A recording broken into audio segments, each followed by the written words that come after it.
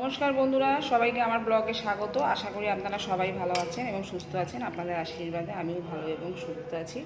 আজকে তৈরি করব জিভে জল আনা আলু কাবলি রেসিপি। তো এই আলু কাবলি রেসিপিটি কীভাবে তৈরি করছি তো চলুন দেখে নেওয়া যাক। জন্য আমি প্রথমেই আলু ভালো করে ধুয়ে এখানে সেদ্ধ বসিয়ে দিয়েছি।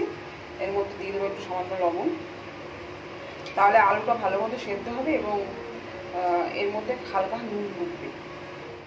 যা যা লাগবে এখানে নিয়ে নিয়েছি পেঁয়াজ কুচি, টমেটো কুচি, কাঁচা ছোলা, ধনে পাতা আর হচ্ছে লঙ্কা কুচি।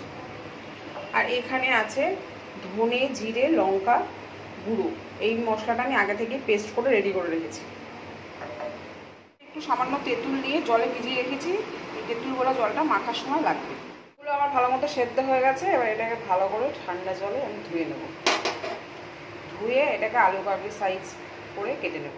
এগুলোকে সেদ্ধ করে দেখুন আমি এরকম আলু কাবলির সাইজের পিস করে কেটে নিয়েছি।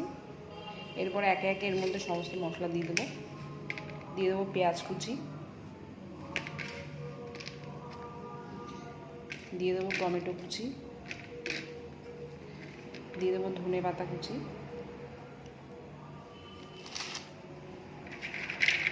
দিয়ে দেবো কাঁচা ছোলা, দিয়ে দেবো লঙ্কা কুচি। এরপরে এর মধ্যে দিয়ে দেবো বিট লবণ, এরপরে দেবো সাদা লবণ, এরপরে ওই তেঁতুল গোলা জলটা এর মধ্যে দিয়ে দেবো।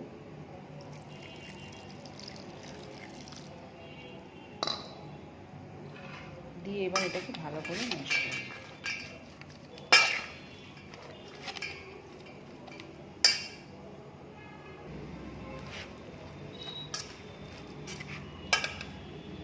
আর একটু তেঁতুল গোলা জল লাগবে এতে।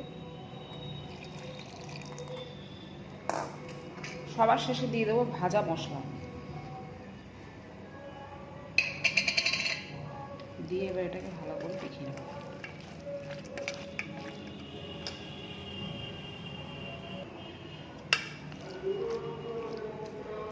সুন্দর করে মেখে নিয়েছি।